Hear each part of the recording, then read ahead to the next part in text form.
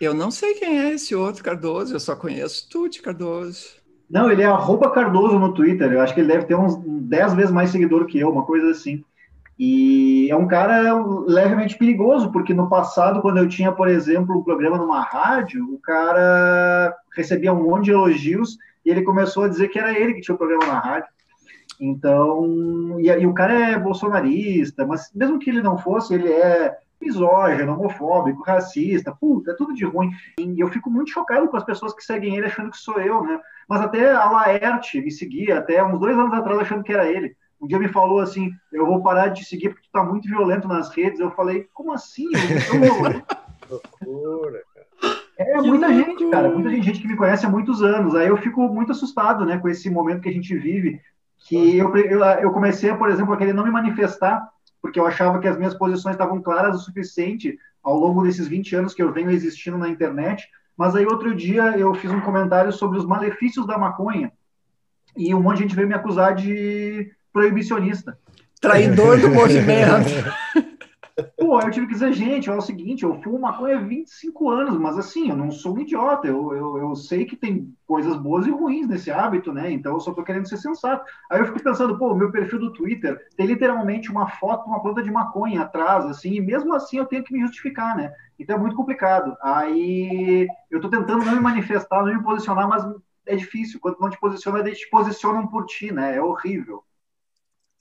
Bom, tá, vamos começar. Tudo isso aí está sendo gravado, eu vou botar no ar junto, viu? Só queria te avisar.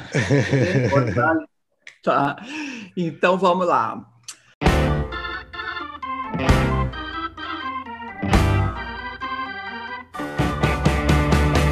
Rádio Elétrica apresenta Sarau Elétrico da Firma, com Luiz Augusto Fischer, Diego Grando e Kátia Suman. Convidado especial, André Chernobyl, o famoso Cardoso. Canja especial, Rafa Rodrigues. Realização, Rádio Elétrica Corporation. Olá, rádio ouvintes, telespecs, bem-vindos. Está começando mais um Sarau Elétrico. Hoje a gente conta com a participação do verdadeiro Cardoso. Saudoso Cardoso. Saudoso e verdadeiro. Saudoso / verdadeiro, professor, porque eu fiquei sabendo... Eu fiquei sabendo agora que tem um outro não confundir com o perigoso Cardoso. Não, e o pior é que eu não posso nem me dizer como verdadeiro, porque eu não sou Cardoso, né? Meu sobrenome que é Chernobyl, mas começa com C. Uma época tinha gente que dizia, Chernobyl, então a tradução é Cardoso? Como assim, né? Como é que traduz Chernobyl para Cardoso?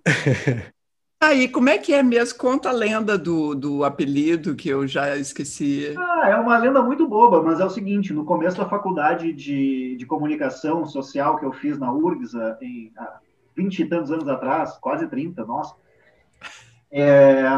tinha uma disciplina obrigatória no primeiro semestre que era educação física.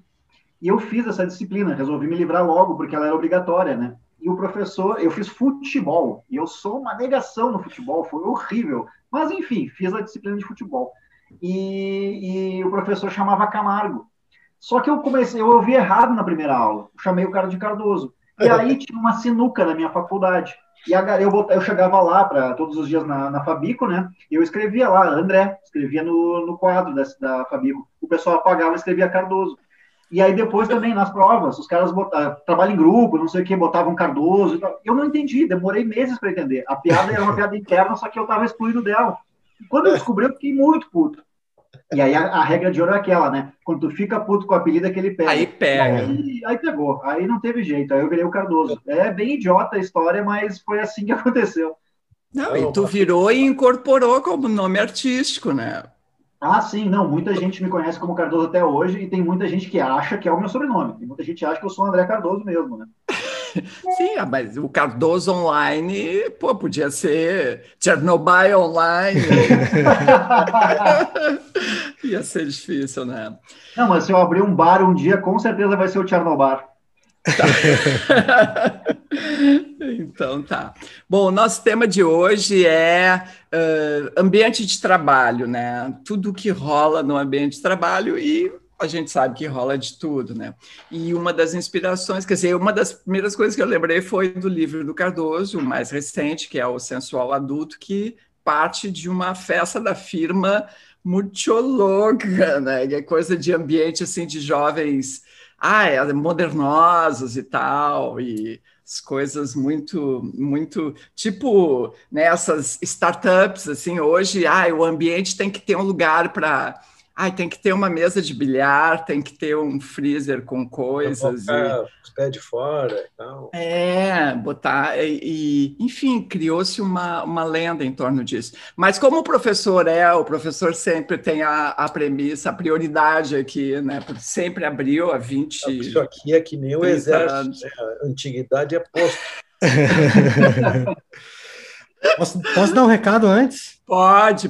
Então, vou lembrar a todos os nossos amigos, telespectadores, ouvintes, e avisar o Cardoso também, que o Cardoso talvez não saiba disso, que o Sarau Elétrico, que costumeiramente cobra uma entrada para que se entre no Ocidente, vem acontecendo agora por meio de doações, né? O pessoal deposita aí uma graninha que achar que vale aí a título de ingresso. Então, a gente tem duas formas para o pessoal que quiser contribuir, de fato, para que a gente continue tocando adiante o Sarau. O Pix, que é o e-mail da Kátia, katia@radioelétrica.com, e um número de conta que vai ficar aqui embaixo no YouTube, e aí vocês sabem o que fazer com isso. Isso, é isso aí. Um ingressinho, uma coisinha básica, assim, já nos ajuda bastante. Pode ser com meia entrada, inclusive, não tem problema. Pode manda depois para a Kátia o xerox ali do documento. Tá tudo em ordem. E aí vai ganhar presença depois, no fim, né? Vai ter o certificado. Certificado da pandemia. Então, mais uma vez, que se trata de uma grana que serve para manter essa roda girando, para pagar o cachê dos músicos convidados, e é por aí, né? É não por deixa aí. Ninguém rico, né? Não chega nem a pagar os boletos, nada. Mas não dá para passar fome também, né? Não dá para passar fome. Estamos aí. É honesto. Né? Podia estar fazendo outras coisas, mas estamos aqui. Podia estar traficando, podia estar vendendo armas, podia estar fazendo horrores, né? Podia entrar no governo, né? Descolar uma boquinha ali, já ganhava, já estava feito, né? Mas vamos lá. Eu vou começar lendo um conto do Machado de Assis, foi a primeira coisa que eu me lembrei, porque uma das maneiras que a gente tinha pensado de enfrentar esse tema aqui do escritório, da firma, é falar de escritores brasileiros que foram funcionários públicos, tem uma penca, né? Caras muitíssimo bons, né? Muitos deles funcionários requintados, como diplomatas, né? O João Cabral, enfim, o Guimarães Rosa. Funcionário mesmo. O Drummond, por exemplo, é funcionário, né? Aquele cara que... Sabe da história? Até vou contar uma bobagem aqui. Sabe da história do concurso que fizeram para eleger o projeto arquitetônico da sede do Ministério da Educação? Sabe? Eu contei essa história já, não? Não, acho que não. Porque o Ministério da Educação, do tempo do Getúlio, era o lugar que congregava os intelectuais que estavam do lado do Getúlio, né? E o ministro era um mineiro e o Drummond, também mineiro, era o chefe de gabinete dele, então estava por ali. Bom, os caras fizeram, então, todo aquele negócio, vão modernizar o Brasil, barará e tal, fizeram um concurso para escolher um projeto arquitetônico que seria, assim, o futuro do Brasil. Queriam, isso 30 e qualquer coisa, né, 30 e tal. Então, queriam um negócio modernista. Fizeram o concurso, vários arquitetos se inscreveram e ganhou o concurso um projeto Art Nouveau, entendeu? Um troço que já estava passado, um troço cheio de firulinha, de voltinha, de volutas e bababá. Os caras ficaram desesperados, porque o júri escolheu ao contrário do que o ministro queria, o ministro modernista. Aí os caras já, puta, o que nós vamos fazer agora? Vamos ter que construir essa merda desse prédio aqui. Aí entra o funcionário público exemplar Carlos Drummond de Andrade. Ele foi olhar de novo no estatuto do concurso. E aí ele disse o seguinte: olha, ministro, é o seguinte, imagina o Drummond com aquela carinha dele de fuinha, assim, dizendo: ministro, é o seguinte, aqui diz que quem ganhar leva o prêmio, mas não diz que nós nos comprometemos a construir esse projeto. Aí eu disse: deram o prêmio para o cara e contrataram o Le Corbusier e os camaradas dele lá para fazer aquele prédio modernista, com as colunas do caralho e pé direito de 600 metros e tal. É uma boa história de burocracia, né? Já falei demais agora, Kátia. Não, o cara foi no detalhe da lei, né? Aquela vírgula. É o letrado, entendeu? A função do letrado é isso, é mostrar quem é que manda na porra toda. É acabar com os edital, né? Ferrar com os edital. Tá, eu acho que eu nem leio nada agora, né? Acabei contando uma história comprida aqui. Tu que Mas sabe. É uma história de funcionário, uma história de escritório. Foi boa, muito boa. Então tá, vamos lá então, Cardoso, a tua vez. Sabe que eu fiquei, depois que me passaram esse tema, eu fiquei pensando que curioso, né? Essa intersecção entre o mundo do trabalho e da literatura. Qual que é a ligação, né, das coisas que eu já li, das coisas que eu conheço, que eu tenho. E aí eu acabei me lembrando de 2 livros que eu traduzi, que eu separei 2 trechos, inclusive. Um deles chama Cadê Você, Bernadette? Eu traduzi ele há bastante tempo, já deve fazer quase uns 10 anos, e ano passado ele virou um filme. Eu não assisti o filme ainda, mas eu acho curioso esse caminho que foi feito, porque a escritora do livro, chama Maria Semple, ela é, inclusive, roteirista de televisão, né? Ela tinha feito um monte de programas de TV antes de escrever um livro dela. Escreveu esse primeiro livro dela, que é esse Cadê Você, Bernadette? E virou filme, né? Curiosamente, assim. E eu acho esse livro muito curioso, porque ele é um romance epistolar, mas ele é um romance epistolar dos anos 2000. Então, em vez de ser troca de cartas, são trocas de e-mails, de faxes, de relatórios de psicólogos, de relatórios da polícia, enfim, são vários tipos de documentos que vão criando toda uma história. É uma mulher que um dia ela simplesmente ela foge, ela desaparece, ela tem um marido e uma filha pequena e ela desaparece sem muito sentido, assim, não parece fazer muito sentido, e ao longo desse monte de trocas, desse monte de documentos que o livro apresenta, a gente vai construindo essa história. Eu até tenho uma curiosidade para saber como é que os caras resolveram isso. Imagino que eles devam ter eliminado totalmente a parte das correspondências e só descrito as ações, né? É bastante simples fazer isso. Mas, basicamente, o que acontece assim, né, no pano de fundo dessa história toda é que o marido dela tem um caso com uma colega de trabalho. E é curioso a aproximação que a colega de trabalho vai fazendo com ele, né? Todo enfim, tem toda uma relação mesmo de ambiente de trabalho. E mais que isso, ambiente de trabalho corporativo, cheio de pormenores e detalhes que faz muitos anos que eu não pego nesse livro. Então, eu não me lembro. Eu me lembro da época de achar engraçado ele traduzindo, mas não sei se eu vou achar engraçado agora lendo o trecho, mas a ver, né? Vamos ver, é um e-mail da colega de trabalho do nosso amigo aí, o marido da Bernadette. O nome dela é Sun-Lee Lee Siegel, e ela manda para uma outra colega, a Audrey Griffin. Quer ser levada de volta ao passado? Bom, Audrey, aperte o cinto de segurança. Acabo de ter uma conversa devastadora com L.G. Branch, e você vai ficar chocada quando souber o que ele me disse. L.G. Branch é justamente o cara. Eu tinha deixado L.G. numa sala de conferência às 11 da manhã para uma reunião com toda a diretoria. Eu estava correndo de um lado para o outro, aprovando solicitações de laptops, acelerando processos de troca de móveis, autorizando pedidos de compra de baterias. Até tinha encontrado uma bolinha de jogo de pebolim que estava perdida. Tudo que eu posso dizer sobre a vida aqui na Mr. Soft é o seguinte: quando o bicho pega, é para valer. Parêntese, eles trabalham na Microsoft, mas ela tinha esse apelido carinhoso que era Mr. Soft. Quando eu cheguei ao meu escritório, eu já falei que finalmente tenho um escritório com janela. Nada menos do que 6 colegas me disseram que L.G. tinha vindo pessoalmente atrás de mim. Ele deixou um bilhete na minha porta para que todos vissem, me convidando para um almoço. Ele assinou EB, mas algum engraçadinho veio e mudou para E-Dog, um de seus muitos apelidos. Quando eu estava prestes a sair, ele apareceu na minha porta, calçando sapatos. Pensei que poderíamos pedalar um pouco, ele disse. Estava um dia tão bonito, resolvemos pegar um sanduíche na lanchonete do primeiro andar e pedalar até um lugar legal, afastado da sede da empresa.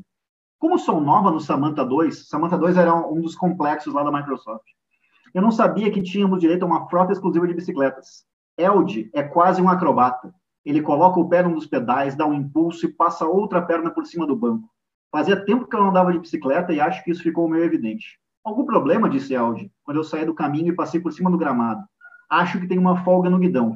Era terrível. Eu não conseguia manter a bicicleta apontada para frente. Quando voltei a pedalar, Elde subiu na bicicleta com os 2 pés ao mesmo tempo e deu uma balançadinha para não cair. Você acha que é fácil fazer isso? Tente uma hora dessas. Acabei pegando o jeito da coisa e consegui alcançá-lo. Eu tinha esquecido como andar de bicicleta dava uma sensação de liberdade. Uma brisa fresca batia no meu rosto, o sol brilhava, as árvores ainda estavam pingando depois da tempestade. Passamos pelo Commons, onde as pessoas estavam almoçando do lado de fora, aparecendo a luz do sol, e as cheerleaders dos Seahawks, que faziam uma demonstração no campo de futebol. Eu podia sentir os olhares de estranhamento sobre mim. Quem é aquela? O que ela está fazendo com Elgin Branch? Cerca de 1 quilômetro adiante, Elgin e eu encontramos uma igreja. No pátio havia uma fonte encantadora e alguns bancos. Desembrulhamos nossos sanduíches. O motivo pelo qual te convidei para o almoço, ele disse, foi você ter dito essa manhã que eu ando muito ocupado em casa. Você estava falando de Bernadette, não é? Oh, fiquei chocada. Trabalho é trabalho. Para mim foi muito confuso ter de romper aquela barreira. Eu fiquei me perguntando se você notou algo de diferente nela nos últimos tempos. Os olhos de Elde se encheram de lágrimas. O que aconteceu? Eu peguei sua mão. O que eu sei pode ter dado uma ideia de que eu estava dando em cima dele, mas foi tudo por compaixão. Ele olhou para baixo, então gentilmente puxou sua mão de volta. Nada demais, na verdade. Se aconteceu alguma coisa, ele disse, a culpa é tão minha quanto dela. Eu nunca estou em casa, estou sempre trabalhando. Quer dizer, ela é uma excelente mãe. Eu não estava gostando do jeito que Elde falava. Graças ao Vítimas contra a Vitimização, eu me tornei especialista em detectar os sinais de uma vítima de abuso emocional. Confusão, alienação, tentativas de negociar a realidade, autocensura. No VCV, nós usamos o sistema CORTE para tratar dos novatos. C. Confirme a realidade da vítima. O. Ofereça à vista o seu próprio abuso. R. Relacione a vítima com o VCV. T. Tchau, tchau, abuso. E. É hora de viver a boa vida. Eu me lembro que isso aí deu um trabalho para traduzir, porque era um anagrama em inglês, né? Isso aí foi horrível, mas que bom que saiu. Comecei a descrever a saga dos negócios fracassados de Barry, suas viagens a Las Vegas, seu transtorno explosivo intermitente. Na verdade, ele nunca foi diagnosticado, mas todo mundo no VCV me convenceu de que ele sofria disso. E por fim, como eu encontrei forças para me divorciar dele, mas não antes que ele tivesse conseguido acabar com todas as nossas economias. Sobre Bernadette, ele disse. Meu rosto corou. Eu tinha falado muito sobre mim e sobre a VCV, e eu sou famosa por falar muito dessas coisas. Perdão, eu disse. Como posso ajudar? Quando você a vê na escola, como ela te parece? Você notou alguma coisa? Bom, para ser honesta, eu disse, com muito cuidado, desde o começo, Bernadette nunca pareceu dar muito valor à comunidade. E o princípio que sustenta a Gaylor Street é a comunidade. Não está escrito em lugar algum que os pais devem participar, mas uma escola é feita de suposições implícitas. Por exemplo, eu sou encarregada dos pais que se oferecem para ser voluntários na sala de aula. Bernadette não se inscreveu nenhuma vez. E outra coisa, ela nunca leva a Bia até a sala de aula, Bia é a filha dela. Por que ela leva a nossa filha de carro e deixa na frente da escola, disse Elde. Você pode fazer isso, mas a maioria das mães prefere levar seus filhos até a sala de aula, especialmente as que são donas de casa. Acho que eu não estou entendendo, ele disse. A base da Gaylor Street é a participação dos pais, eu observei. Mas nós fazemos uma doação anualmente, já não é participação suficiente? Existe participação financeira e existe outro tipo de participação significativa. Coisas como cozinhar na bolomania, ajudar no trânsito na frente da escola, cuidar dos penteados no dia da fotografia. Desculpe, ele disse, mas estou com Bernadette nesse assunto. Eu só estou tentando, senti que minha voz tinha subido, então parei para respirar. Estou tentando dar um contexto para a tragédia desse final de semana. Que tragédia? Ele perguntou. Audrey, eu pensei que ele estivesse brincando. Você não está recebendo os e-mails? Que e-mails? Elde perguntou. Da Gaylor Street. Deus, não, ele disse. Eu pedi para ser excluído dessas listas há muitos anos, mas... Espera, do que você está falando? Eu comecei a contar para ele sobre Bernadette colocando um cartaz e destruindo sua casa. Juro por Deus, ele não sabia de nada. Ficou ali sentado, absorvendo aquilo tudo. A dada altura, ele simplesmente derrubou o sanduíche e nem se deu o trabalho de pegá-lo. O alarme do meu celular tocou. Eram 2h15 e ele tinha uma reunião às 2h30 com seu supervisor. Pedalamos de volta. O céu estava escuro, exceto por uma formação de nuvens branquinhas e brilhantes atravessadas pelos raios do sol. Passamos por um bairro que era uma graça, cheio de casas estilo American Craftsman, entrelaçadas umas nas outras. Adorei suas cores entre o verde e o amarelo acinzentado em meio às cerejeiras sem folhas e os bordos japoneses. Dava para sentir o açafrão, os narcisos e as tulipas concentrando forças, resistindo pacientemente ao nosso inverno, esperando para florescer em mais uma gloriosa primavera em Seattle.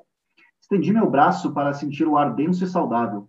E outra cidade deu origem aos aviões Jumbo, à internet Superstore, ao computador pessoal, ao telefone celular, às agências de viagem online, ao movimento grunge, aos supermercados, ao café. Onde mais alguém como eu daria passeios de bicicleta com um homem que tem a 4ª palestra no TED mais assistida de todos os tempos? Comecei a rir. O que foi? Perguntou Elde. Ah, nada. Eu só estava lembrando como fiquei arrasada quando meu pai não conseguiu me mandar estudar na Universidade do Sul da Califórnia por causa da grana. Em vez disso, tive de ir para a Universidade de Washington. Eu praticamente nunca saí desse estado e ainda nem conheço Nova York. De repente, aquilo não importava mais. Deixe os outros viajarem pelo mundo. O que eles estão buscando em Los Angeles, em Nova York, em qualquer outro lugar eu tenho aqui mesmo, em Seattle. Eu quero tudo só para mim. Enfim, é um trecho que começa a demonstrar uma certa tensão sexual que existe entre esses dois colegas de trabalho, e ela fica o tempo inteiro negando que está interessada nele, e fica tentando meio que dizer para outras pessoas que, na verdade, não é nada disso, mas, no fim das contas, é isso que está acontecendo. Legal. Então, vamos seguindo com o Diego, vamos lá. Tá, eu vou ler o professor já falou aqui, já apresentou aqui a figura do Drummond como um dos grandes funcionários públicos brasileiros, e eu vou começar lendo um Drummond, então, lá da Rosa do Povo, um poema que eu vou ler, são uns trechos, na verdade, de um poema, que é um pouquinho mais longo, intitulado Noite na Repartição. Então, não é só porque o Drummond foi funcionário público, mas esse aqui especificamente trata de repartição. É uma espécie de poema dramático, ou seja, tem vários personagens que se sucedem falando, né? Só que tem uma situação interessante que é se a noite na repartição significa basicamente plantão, ou seja, não tem ninguém além do oficial administrativo, como ele aparece, o oficial administrativo. E o resto dos personagens, então, são a porta, aranha, traça, copo, vassoura, essas coisas, né? E aí eu vou pegar pela metade só para ler o trecho aqui, que eu acho que é o que sempre... Nunca tive um trabalho que fizesse com que eu me obrigasse a fazer um plantão, assim, noite adentro, em algum lugar, né? Mas imagino que essa seja uma vontade que sempre apareça quando a pessoa está sozinha no ambiente de trabalho. Então eu vou pegar meio da metade mesmo aqui. O oficial administrativo estava meio que reclamando das coisas, tudo mais, lamentando, e aí começa a falar a porta. De tanto abrir e fechar, perdi a vergonha. Estou exausta, cética, arruinada. Discussões não adiantam, porta é porta. Perdi também a fé, e por economia irão, quem sabe, me transformar em janela, de onde a virgem enfrenta a noite e suspira. Seu ai de dentifrício americano cortará o céu e me salvará. Talvez me tornem ainda gaveta de segredos, bolsa, calça de mulher, carteira de identidade, simples alecrim, alga ou pedra. Sim, é melhor pedra. Dói nos outros, em si não. Uma pedra no coração. Aí vem a aranha. Chega! Espero que não me queiras nascer um simples vagalume. Fica quieta, me deixa subir e fazer no teto um lustre, uma rosa. Sou aranha tatanha, preciso viver. A vida é dura, os corvos não esperam, ouço os sinos da noite, vejo os funerais, me sinto viúva, regresso à Inglaterra. A aranha é o mais triste dos seres vivos. Aí vem o oficial administrativo. Depois de mim, é óbvio. Sou o número 1, o triste dos tristíssimos. A outros, o privilégio de embriagar-se. Non possumus. Aí vem a garrafa de uísque. Não pode? O garrafão de cachaça. Não pode por quê? O coquetel. Experimenta, sou doce, sou seco. Todos os álcoois. Me prova, é a festa do rei, é de graça, me bebe. O oficial administrativo. Mas se eu não sei beber, nunca aprendi. O papel. Ele não sabe que o artigo 14 faculta pileques de gin e conhaque. Mal sabe ele que o artigo 18 autoriza porres até de absinto. Como ignora que o artigo 40 manda beber fogo, cicuta, querosene? Que por motivo de força maior, cobre derretido se pode sorver. Se pode chegar ébrio na repartição, se pode insultar o ícone da parede, encher de vermute o tinteiro pálido, ensopar em genebra vermelhos decretos e, nos casos tais, em certas condições, ele não sabe. A traça. Que burro. Os álcoois. sua alma, sua palma, seu tédio, seu epicédio, sua fraqueza, sua condenação. Somos o cristal, o mito, a estrela. Em nós o mundo recomeça. As contradições beijam-se a boca, o espesso conduz ao sutil. Somos a essência, o logos, o poema. Brandy, anisete, kümmel, nuvens azuis, cascata de palavras. A aranha. Não me interessa. O oficial administrativo. Para beber, é preciso amar. Sinto-me tarde para aprender. E aí é meio que continua aí essa festa dos elementos aí, do Drummond, que de vontade deve dar, né, de encher a cara na repartição, né, A velha tentação de beber ao serviço, né? Imagino que nesse momento de pandemia, com home office, essa coisa deve ter corrido solta, né, meus amigos? Eu até dei uma cortada forte no álcool aí nesses tempos de pandemia. Eu realmente não bebi sozinho praticamente nenhum dia. Acho que nenhum dia sozinho. Mas eu vi que muita gente aderiu fortemente a esse hábito, né? É verdade. Não, acho que agora a tentação que vai surgir, é a tentação de não beber no trabalho. Agora que eu me dei conta é que nosso tema é escritório e tal, e agora o escritório é cada um no seu canto, né? O escritório é aqui. Será que nós já estamos falando de um assunto do passado? Aí? Puta, né? Mais ou menos, porque teve gente que voltou aos escritórios, né? E teve gente que nunca largou os escritórios, né? Tem tantas realidades paralelas. Mas tem muita gente falando, né, que grandes empresas e tal estão pensando em simplesmente limar essa ideia, paga uma graninha a mais para o cara supostamente pagar a energia elétrica, a internet em casa, e era isso, né? Fica muito mais barato. Vários problemas, né? E o pessoal se ligou que nem toda reunião é necessária, né? Isso é... A famosa reunião que pode ser substituída por um e-mail, né? Só que ao mesmo tempo tem muita gente com fadiga de tela, porque continua fazendo reuniões por Zoom, né? Por computador o dia inteiro. Eu conheço pessoas que estão realmente com fobia de televisão, qualquer tela, computador, celular, tudo. As pessoas se afastam mesmo. Assim. Bom, vou eu então. Tá, eu vou ler um trecho do livro do Faleiro, José Faleiro, Os Supridores, que se passa todo no ambiente de trabalho, né?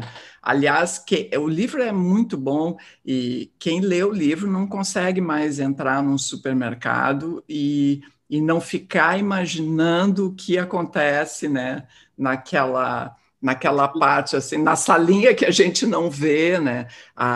Quer dizer, a vida que se desenvolve ali, que não está, assim, à mostra, né? O que é, professor, tem que falar? Não, eu ia dizer, só para quem não conhece, o livro tem como personagens principais 2 caras que são chamados de supridores, que são os caras que botam um produto nas gôndolas. Isso. Os caras são gente, para nós, consumidores, gente invisível, né? Aliás, quando aparece essa gente, em geral, a gente olha meio, tipo, não queria que tivesse ninguém ali, né? Não, eu já criei polêmica, inclusive, com os supridores, com a moça que faz ali a parte da comida de gato, porque nunca tem o sabor que o meu... Aí eu perguntei para ela, mas por que nunca tem o sabor tal? E aí a gente ficou numa conversa para saber se... acaba antes ou é a que menos realmente é... bom, tá, mas não vem ao caso. Mas deixa eu saber uma coisa agora, Kátia. Qual é o sabor preferido do polaco? Agora todo mundo vai precisar saber, né? Passou a ser um assunto de interesse nacional. Tá, é o uísque sabor frango. Tá. Não, e se eu fosse gato também. Se eu fosse gato e não fosse vegano... Então... Esse trecho diz assim, como o professor falou, né, são supridores. Tem um outro nome também, que agora esqueci, que também é usado para essa função. Parece que aqui no Rio Grande do Sul, supridores, e lá em São Paulo é outro nome. Eu ouvi alguém comentar isso. Eu vi também, abastecedor, não é isso. Bom, mas enfim... Repositores. Repositores, Então, eles trabalham numa rede de supermercados. E aí eu passo a ler. Havia na rede Fênix de supermercados um certo procedimento de segurança. Antes de ir embora, os funcionários tinham que abrir a mochila para o gerente inspecionar. Por essa razão, Marques e Pedro bateram na porta da salinha do senhor Geraldo, aquela que mais parecia um almoxarifado improvisado do que a gerência do supermercado. Pode entrar, trovejou a voz grave e possante do gerente. A dupla entrou. Mas o que é isso? Foi logo dizendo o senhor Geraldo, ao ver os funcionários sem uniforme. Já estão indo embora? Já sim, respondeu Pedro. Mas não podem. Por acaso vocês não leram o contrato que assinaram? Lá diz claramente, da 13h às 9h20 da noite. Não vai acontecer todo dia, seu Geraldo, é só hoje. Além disso, tem vezes que a gente entra mais cedo para ajudar os guri da manhã, quando tem muito serviço, e mesmo assim a gente fica até o fechamento da loja, trabalhando mais do que isso que está escrito aí no contrato, não é verdade? Isso não interessa, Pedro. Vocês não podem fazer o que bem entendem, tchê. Pombas. Conversas como aquela, que seriam constrangedoras para a maioria das pessoas, não tinham esse efeito sobre Marques e Pedro. Pedro parecia até se divertir um pouco com elas, argumentando sem parar. Marques, por outro lado, tinha pavio curto e ficava profundamente aborrecido. Foi ele quem interrompeu a lenga-lenga que o senhor Geraldo iniciava. Tá, o senhor vai olhar as mochilas ou não vai olhar? Mas, Marques, ainda não está na hora de vocês irem embora, homem. Bom, não vai olhar então? Porque se o senhor não olhar, a gente vai embora do mesmo jeito, não faz diferença. Vencido, o gerente torceu os beiços e inspecionou as mochilas, balançando a cabeça. Podem ir, resmungou, resgatando um pouco da sua autoridade. Os dois saíram do ambiente artificialmente refrigerado da loja para o ar quente da rua, virando à direita e seguindo pela calçada da General Jacinto Osório. Caminharam, no entanto, apenas uns poucos metros e tornaram a virar à direita, cruzando os portões abertos da Escola Luciana de Abreu, que ficava ao lado do supermercado. Naquele ano não houve férias no colégio, porque os professores dali participaram de uma greve no ano anterior. As aulas daquele longo período ainda estavam sendo recuperadas. Vocês dois são alunos? Indagou uma professora que ia passando pelo saguão principal e viu a dupla chegar. Era a primeira vez que eles davam o azar de serem vistos entrando no colégio. Geralmente o saguão estava aberto. Pedro conhecia o poder da simpatia. Sorrindo e simulando timidez, respondeu: na verdade, não, tia. A gente não é aluno. A gente está indo falar com a minha irmã que estuda aqui. É assunto importante, mas prometo que a gente não demora. Tá bom, podem ir. Sabe qual é a sala dela? Sabemos sim, tia. Obrigado. Vou parar por aqui para não dar spoiler. Então, esse é Os Supridores, do José Faleiro. O livro vai sair em vários idiomas, vai virar filme, série. É uma história muito boa, super envolvente. E eu vou mostrar agora aqui. Peraí, que eu vou mostrar a capa. Ó. Não sei se dá. Uhum. Deu para ver? Tá. Então é isso. Que todo mundo conhece, assim, o ladinho do ladinho do super. Aqui, o ladinho do super. Isso é uma coisa também que só existe no Brasil, né? Essa função do cara arrastar os carrinhos, porque as pessoas não têm civilidade suficiente para botar a porra do carrinho no lugar onde ele deveria ficar no estacionamento. Então elas largam no meio da vaga. Por quê? Porque vai ter o cara que só faz isso. Ele junta os carrinhos e leva de volta para a loja, né? Coisa de brasileiro. O Faleiro trabalhou nisso. Trabalhou, ele contou. Juntando o carrinho no estacionamento do Zafari. Isso. Tá, professor? É o seguinte, agora eu me lembrei no meio do caminho que o assunto desse sarau nasceu por causa de um livro. Sim. Chama Versos da Folha Ponto, escrito, quer dizer, assinado por um pseudônimo feminino que é Luísa Luz. É um livro que saiu, acho que 2019 já, talvez, né? Enfim, é um livro de poesia cujo sentido maior é contar o que se passa, assim, essa sensação de uma personagem que é uma mulher trabalhando no escritório e tendo relações amorosas e tal com gente do escritório. Então, eu tenho uns aqui que eu nem sei ler, é tão eróticos assim, que eu tenho um certo... Mas eu vou ler, vou fazer uma força que vou ler um poema. Vou ler 2 poemas.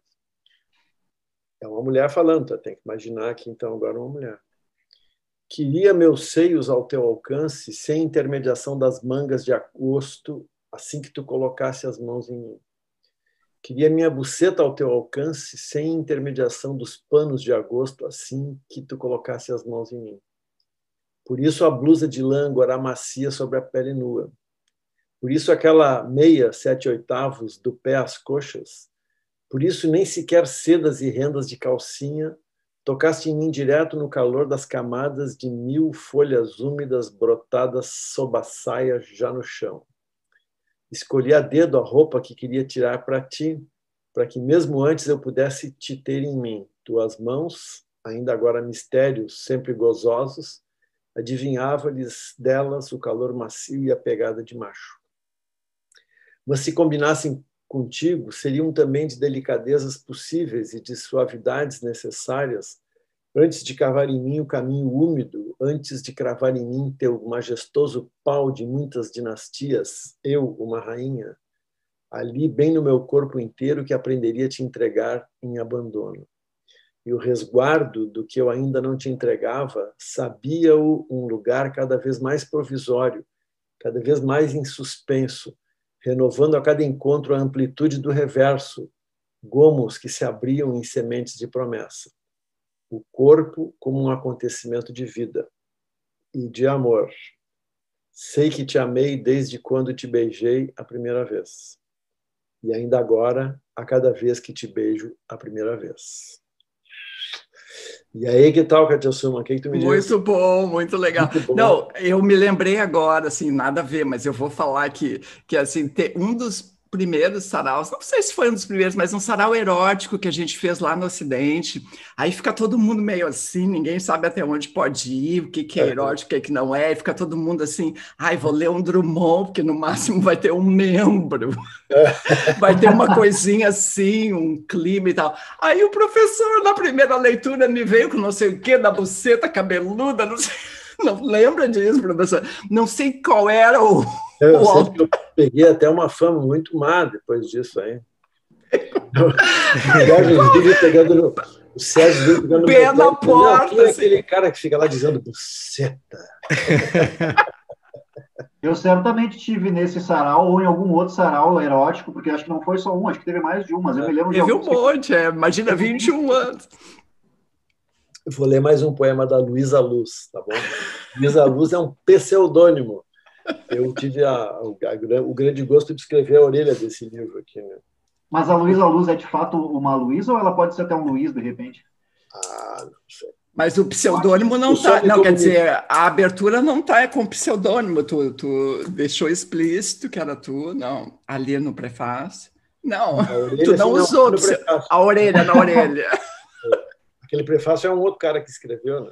Tá bom, tá. Mas ela, aliás, essa Luísa Luz, a dona desse pseudônimo, participa, quer dizer, é ativista do sarau, sócia-atleta, ela vai sempre e tal, né? Pelo menos é o que ela me disse, né? E hoje ela está assistindo, porque ela, enfim, me comuniquei com ela esses dias e eu falei para ela, agora vai ser o sarau do escritório. Ela disse, tá bom. E ela continua trabalhando nesse lugar, por isso que ela não quer não saber. Ela disse que não quer se apresentar para não complicar o emprego também. Agora vem um poema então que diz assim, ela é boa poeta, né? Eu gosto muito dela. O primeiro verso vai em aspas, diz assim: coisa mais linda do mundo é a criança sorrindo. Sorry, não sabem de nada. Coisa mais linda do mundo é ele me receber entre dois lances de escadas, oferecendo-me o corpo pleno para o encaixe e a quentura da boca, mais a ternura. Ninguém vê isso que testemunho ele protagonizando para mim. Luxo inusitado, ardor na pele, calor das horas úmidas, incontornáveis até o acordo tácito da reunião. Aqui tem reunião, tem a escadinha, né, entre os andares e tal, né? Vamos ali ver o sol se abrir nas escadas, desculpa, entre duas portas fechadas, uma com o pé, outra com a sorte de ninguém subir nem descer, a não ser de elevador, porque a porta de incêndio foi aberta e por ali ficamos, mais a ternura, até o corpo despachar-se das labaredas do decoro, varrendo línguas de gozo, ou só até que sim. E é a coisa mais linda do mundo. Mais a ternura. Na escada de incêndio. Escadinha de incêndio, torcendo para ninguém entrar ali e tal. Muito bom. Vamos lá, então, Cardoso. Bom, vou aproveitar e vou ler aqui um trecho do Sensual Adulto, né? É o mínimo. Ele está, inclusive, marcado aqui o trecho com um cartão de uma empresa na qual eu não trabalhei, mas da qual eu tive o usufruto do plano de saúde. Enfim, o Sensual Adulto, ele parte um pouco de alguma... Não, na verdade, não de experiências minhas, porque eu trabalhei muito pouco em empresas, né? Eu trabalhei numa redação jornalística e trabalhei numa empresa que vendia aparelhos hospitalares. Essas são as minhas experiências com empresa. De resto, é observação do mundo publicitário. Então, é o terceiro capítulo do livro, ele começa assim. O mundo modernoso e publicitário em que vivemos permite o surgimento de todo tipo de animal delicioso, conceito refrescante e pensamento mágico, mas também cria algumas aberrações tão fantabulosas que só estando mergulhado até as franjas nesse caldo para entendê-las de verdade. Todos os que ficam de fora, em contrapartida, odeiam, desprezam, invejam e difamam. Não se pode culpá-los. Um exemplo muito claro dessa dicotomia é a estrutura trabalhística contemporânea. Enquanto ainda há um contingente bastante expressivo de soldados da velha escola, esquentando cadeiras com braços ajustáveis e cumprindo horários rígidos nos seus escritórios, um número cada vez maior de visionários, lunáticos e vagabundos desafia a narrativa etérea que nos recomenda a cautela da rotina.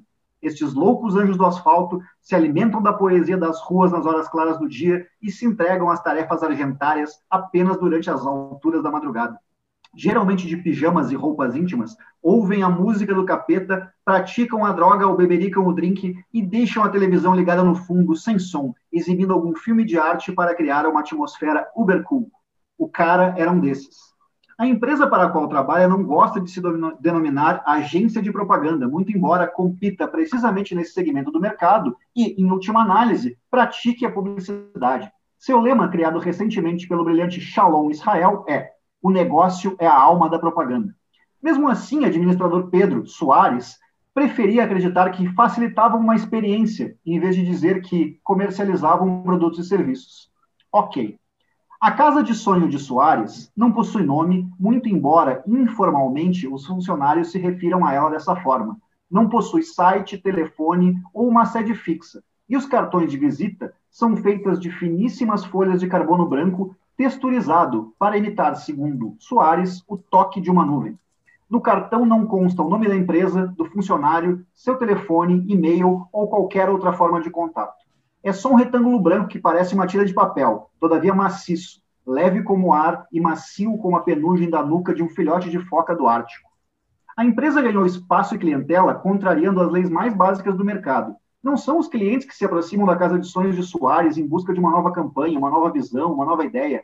É a Casa de Sonhos quem as aborda com um pacote fechado, oferecendo tudo pronto, sem espaço para negociações. Se a Casa de Sonhos não bater a sua porta, nem adianta perder seu tempo batendo a deles. Clientes que agem dessa forma são sumariamente rejeitados. Soares parte do princípio bastante sensato, diga-se, de que o cliente jamais tem razão. Até esse momento, sua máxima nunca esteve errada. Todas as suas campanhas foram sucessos estrondosos, e nenhum cliente jamais teve motivo para reclamar. Contra fatos não há argumentos. Grandes nomes da moda, eletrônicos, automóveis, cosméticos, alimentícios, veículos de comunicação. Em 6 anos de atividade, ninguém jamais rejeitou suas propostas, até porque ninguém está de touca nesse meio. Todos sabem que não aceitar uma proposta da Casa de Sonhos significa que a mesmíssima proposta será automaticamente levada ao seu maior concorrente, que não apenas aceitará, como ainda por cima lucrará de forma obscena com ela. Dos funcionários, do CEO à tia do café, tecnicamente tia do chá da Argelim, compravam todos esse discurso e viviam o sonho publicitário da forma mais intensa possível. Tatuagem no peito, dedos ou face, figurino para frentex, penteado ousado, atitude blasé, paladar obtuso, devoção a bandas, games, desenhos animados e seriados, early adopting the gadgets, opiniões rasteiras sobre arte e política. A cartilha completa. Ninguém escapava. Quer dizer, só o pessoal do financeiro. Se a Casa de Sonhos tivesse uma sede, seria muito curioso ver toda essa gente junta no mesmo lugar, mas ela não tinha. Pelo menos não no sentido clássico da palavra. Havia sim uma sala alugada enorme, com janelas amplas, no último andar de um conjunto comercial no centro da cidade. Ar-condicionado, linha telefônica, internet rápida, uma recepcionista, tatuagem na cara, e uma tia do chá da Argelim. Facilidades à disposição de quem quisesse usá-las. Todavia, ninguém jamais o fazia. Quer dizer, só o pessoal do financeiro. Que, nesse caso, era quase a mesma coisa. Dentro do contexto trabalhista da Casa de Sonhos, o pessoal do financeiro era o equivalente mais próximo a ninguém. Eles não participavam das reuniões nem das festas, não estavam nas listas de discussão nem nas redes sociais, só ficavam lá, na sala enorme com janelas amplas, esquentando suas cadeiras com braços ajustáveis, tomando chá Darjeeling no ar-condicionado e lidando com a burocracia incômoda em horários fixos, seguindo a narrativa etérea que nos recomenda a cautela da rotina. Continua ainda aí por algum tempo essa descrição da empresa, mas acho que aqui já fechamos o ponto essencial. Muito bom. Então é isso. Vamos lá, Diego. Tá, vou ler agora um veríssimo. É um texto que eu acho que deve ser quer dizer, com certeza é primeira metade dos anos 80, acho, se não antes. E é a famosa Festa da Firma, né?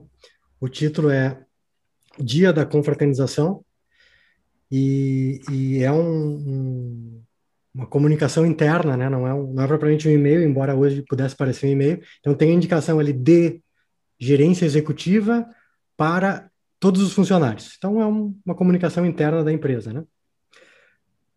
Como é do conhecimento de todos, esta empresa realiza anualmente o seu Dia da Confraternização, uma oportunidade para colegas de trabalho e seus familiares se reunirem num ambiente de congraçamento, descontração e sadio companheirismo.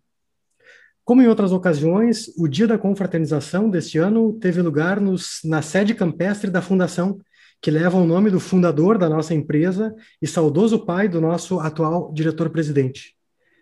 Infelizmente, nem todos sabem compreender o espírito do evento, como atestam os desagradáveis acontecimentos a que passamos a nos referir.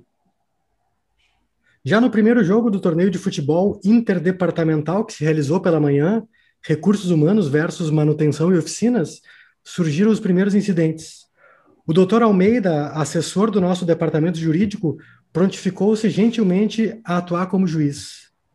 As chacotas dirigidas aos calções largos do Dr. Almeida eram compreensíveis, pois estavam dentro do espírito descontraído da ocasião. Nada justifica, no entanto, a covarde agressão de que foi vítima o Dr. Almeida depois de apitar o pênalti que deu a vitória ao Departamento de Recursos Humanos.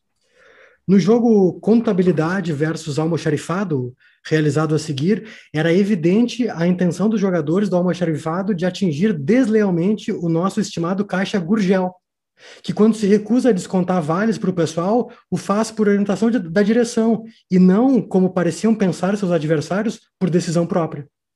Gurgel ficou desacordado até a hora da distribuição dos brindes. Outro lamentável episódio que comentaremos adiante. O torneio de futebol atingiu o cúmulo da violência no jogo decisivo. Secretaria versus Embalagem e Expedição, realizado às 15h, quando todos já reclamavam o início do churrasco e uma tentativa de invasão da churrasqueira por parte de um grupo de mães à procura de comida para os seus filhos fora repelida à força por elementos do nosso Departamento de Segurança Interna. Houve uma batalha campal entre jogadores e assistentes e o nosso companheiro Druck do faturamento, que atuava como juiz, está hospitalizado até hoje, recebendo, aliás, completa assistência da empresa, embora não fosse um acidente de trabalho, mas tudo bem. Como faz todos os anos, o nosso diretor-presidente preparou-se para dizer algumas palavras antes de começar o churrasco, agradecendo a colaboração de todos para o crescimento da empresa durante o ano. Foi recebido com gritos de "Aí, linguinha! Fala ceboso!" e "Nada de discurso, queremos comida!" Também recebeu um pão na testa. Com seu conhecido espírito democrático e tolerante, nosso diretor-presidente decidiu suprimir o discurso. O churrasco transcorreu sem maiores incidentes, fora o prato de salada de batata despejado à traição sobre a cabeça do Dr. Almeida, reflexo ainda da sua atuação como juiz pela manhã. Mas o consumo de chopp foi alto e, a certa altura, ouviram-se pedidos descabidos para que a digníssima esposa do nosso diretor industrial, Dona Morena, fizesse um striptease em cima da mesa, sendo o nosso diretor obrigado a segurar sua mulher à força. Chegou a hora de sortear os números que receberiam brindes, o que foi feito pela digníssima esposa do nosso diretor de planejamento, Dona Santa, recebida com gritos de "Pelancuda, pelancuda". O primeiro número sorteado por Dona Santa foi o do seu sobrinho Rony, do departamento de arte, o que despertou revolta geral e gritos de "É marmelada, é marmelada". Todos avançaram sobre os brindes e na confusão, diversos membros do nosso conselho fiscal foram pisoteados e Dona Morena sofreu alguns apertões. A direção está disposta a esquecer os acontecimentos do dia da confraternização se os funcionários se comprometerem a esquecê-los também. Elementos da secretaria e de embalagem e expedição têm se envolvido em seguidas brigas durante o horário de trabalho a respeito do jogo inacabado. E o doutor Almeida, cuja presença no nosso departamento jurídico é indispensável, está impedido de aparecer na empresa sob o risco de apanhar. E isso está afetando a nossa produção. Se as coisas continuarem assim, a direção será obrigada a tomar medidas drásticas, podendo, inclusive, cancelar o dia da confraternização do próximo ano. Esse é o Veríssimo. Muito bom. Muito legal. Festinha, né? Festinha da firma. Festinha, tocando terror. Destruição, né? Depois do quinto chopp, ninguém é de ninguém.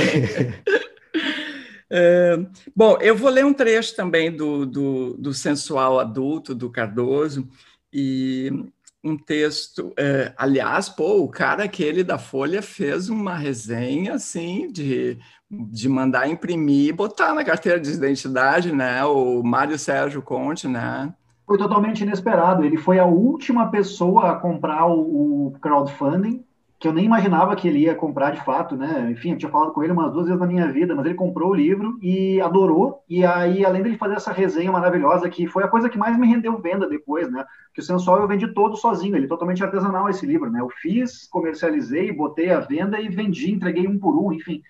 Mas no dia, eu vendi uma média de uns 10 por semana. Quando ele publicou essa coluna, eu vendi 32 no fim de semana, em 2 dias. Então, assim, foi o evento de vendas surreal do Sensual Adulto, né?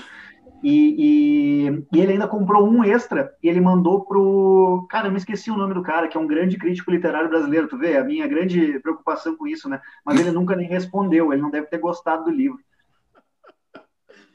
Bom, eu vou ler um trecho aqui em que o cara é um personagem importante, é o cara, né?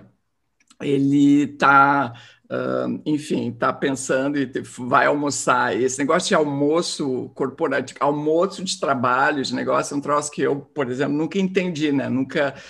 Mas as pessoas praticam, assim. Quer dizer, agora não, né? Mas, enfim, então eu passo a ler aqui.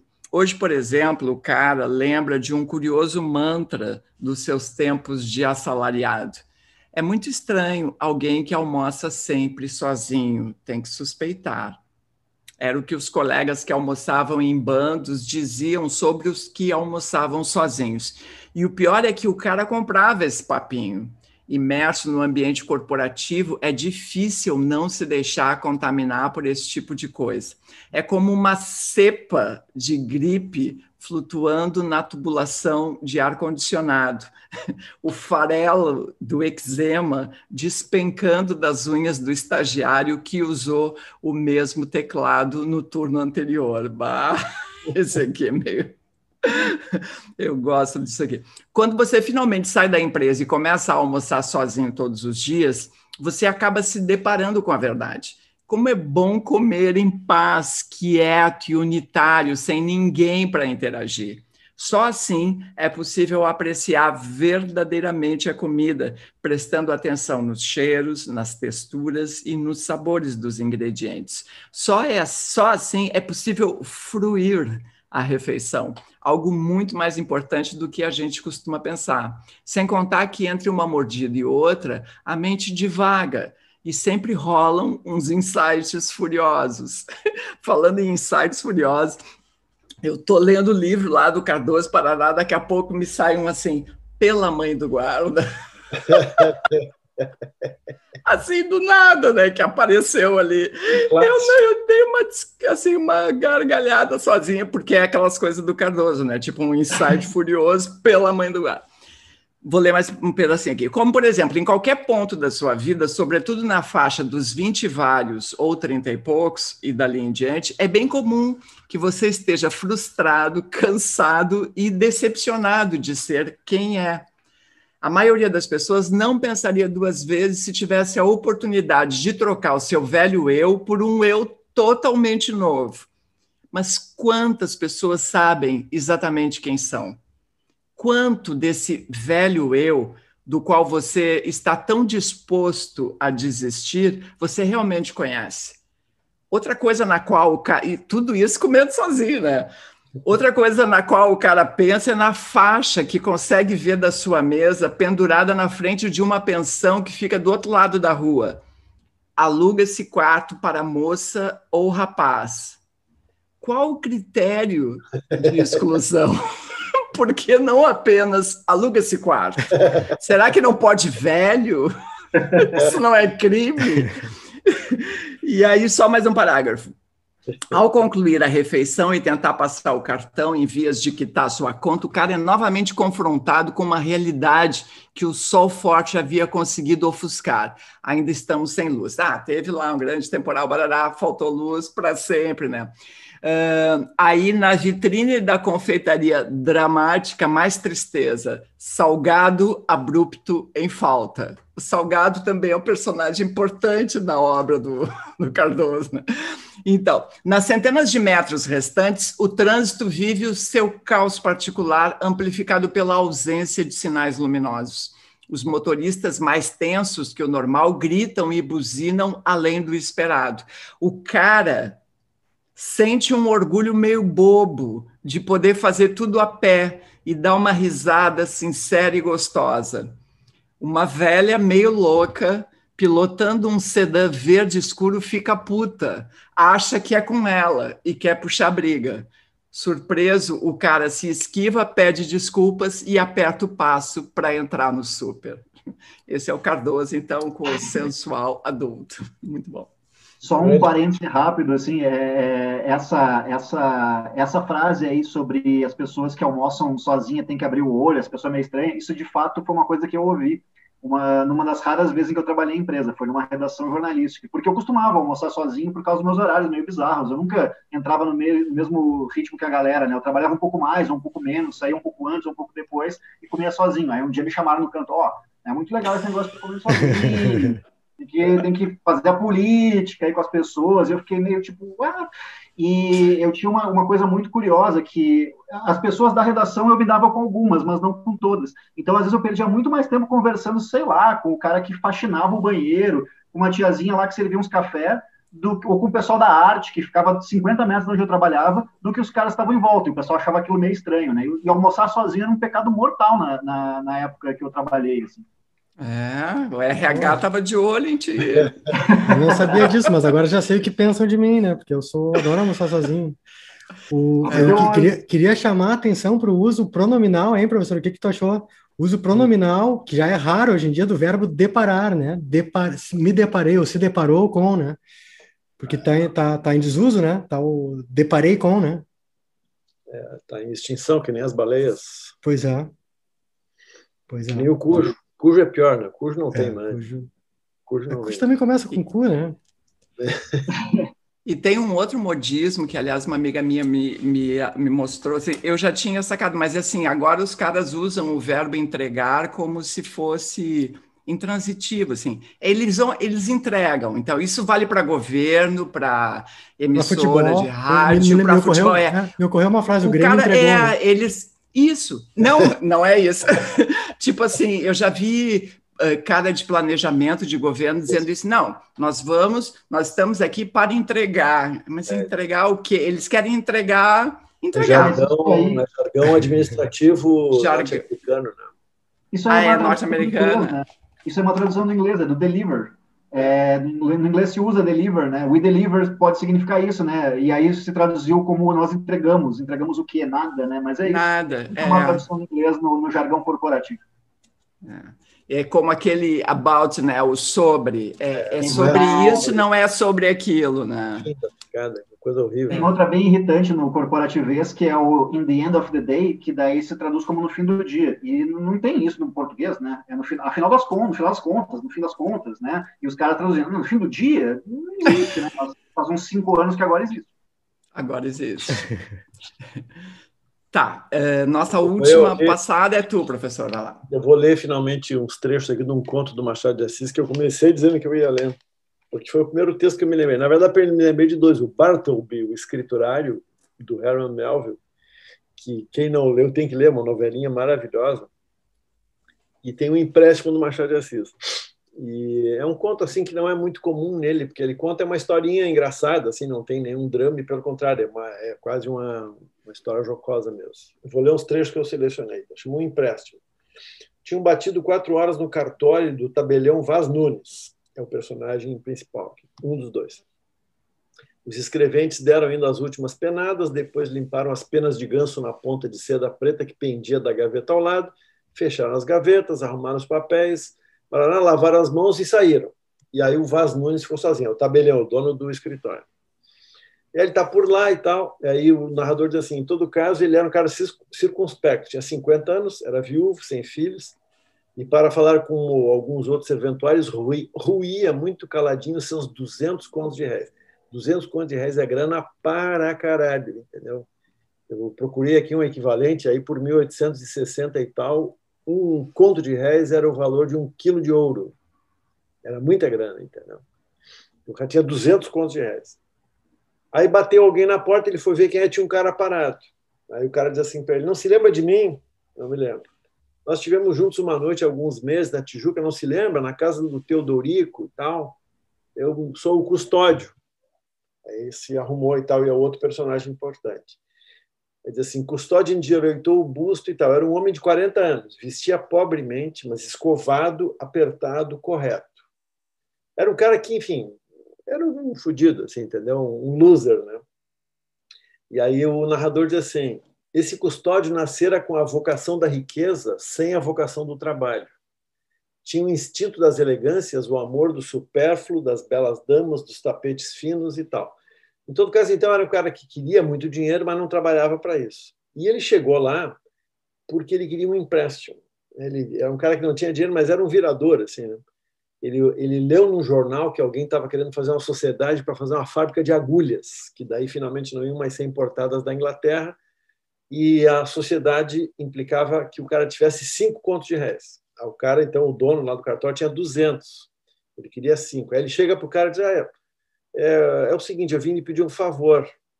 Aí o Vaz Nunes diz, se estiver nas minhas mãos, o negócio é excelente, é um negócio magnífico. Nem eu me meti a incomodar os outros sem certeza do resultado. Somos 3 sócios. A minha parte são 5 contos. Eu vim pedir-lhe essa quantia, 5 contos a 6 meses ou a 3, com juro módico. Aí o cara diz assim, 5 contos? Sim, senhor. Mas, senhor custódio, eu não posso. Eu não disponho de tão grande quantia. Os negócios andam mal. Mesmo que andassem bem, não poderia dispor de tanto 5 contos de réis, é muito dinheiro. Né?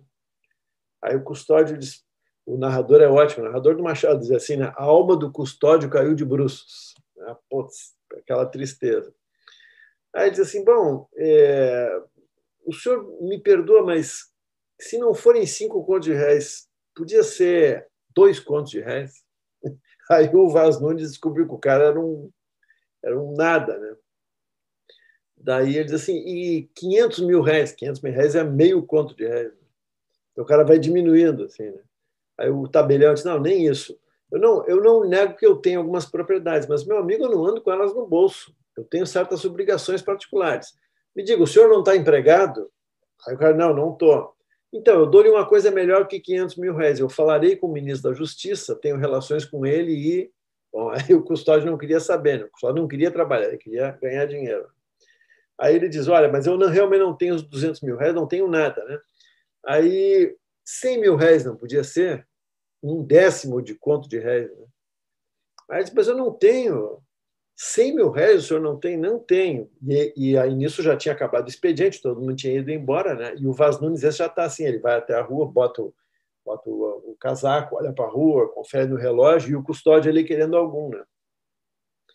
E aí agora eu leio o final.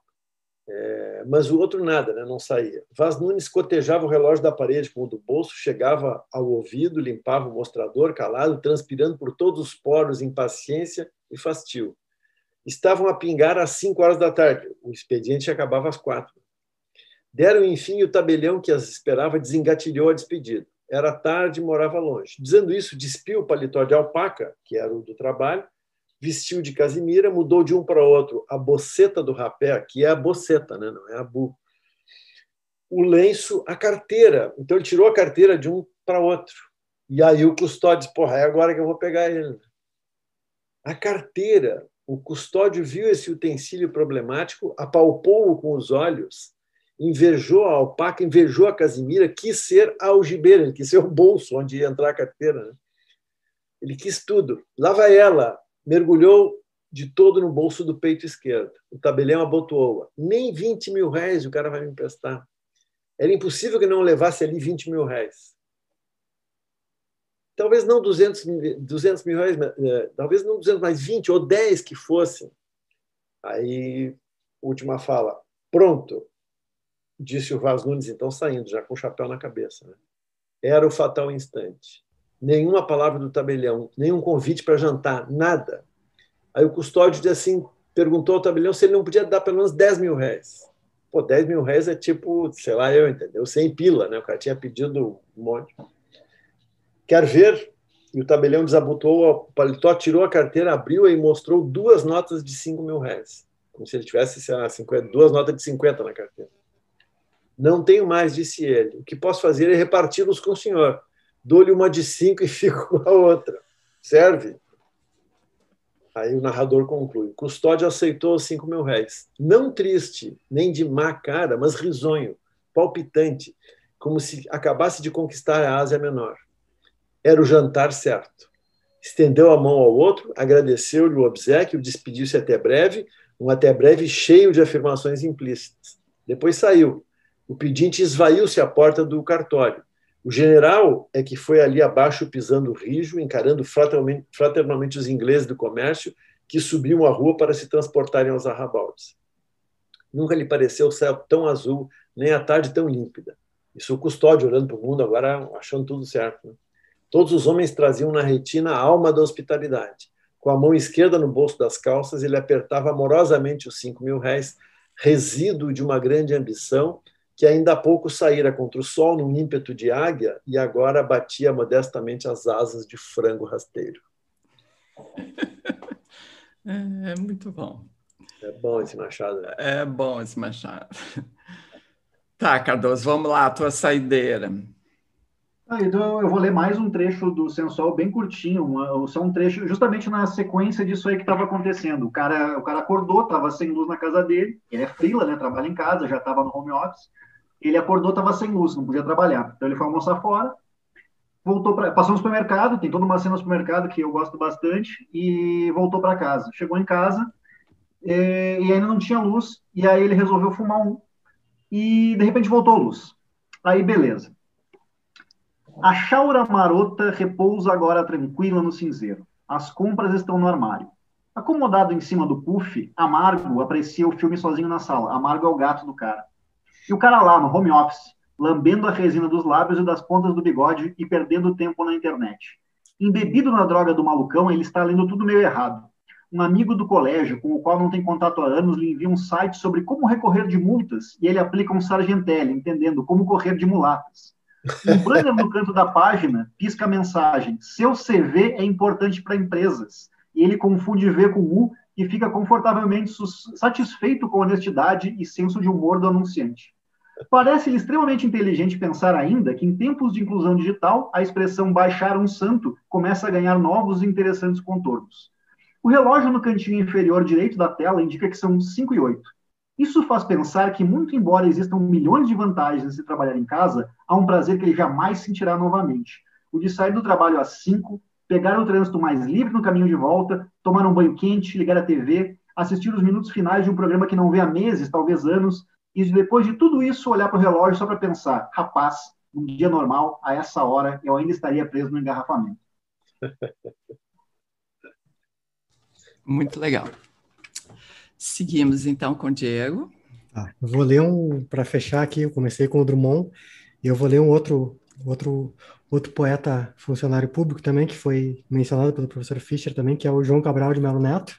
Aqui agora saiu, final do ano passado, saiu essa edição da Poesia Completa, e aí justamente vai aparecer aqui um poema que está publicado na seção de Dispersos, então é um poema que o Cabral não publicou em livro, então apareceu em algum outro lugar, que é um poema em que ele conversa justamente com o Drummond. Aqui é uma pegada um pouquinho mais, como dizer, metafísica, mas ele conversa com o Drummond e vai falar de coisas de funcionários, né? O Cabral foi diplomata, né? Viajou pelo mundo, mas acho que ele trabalhou pouco, né, professor?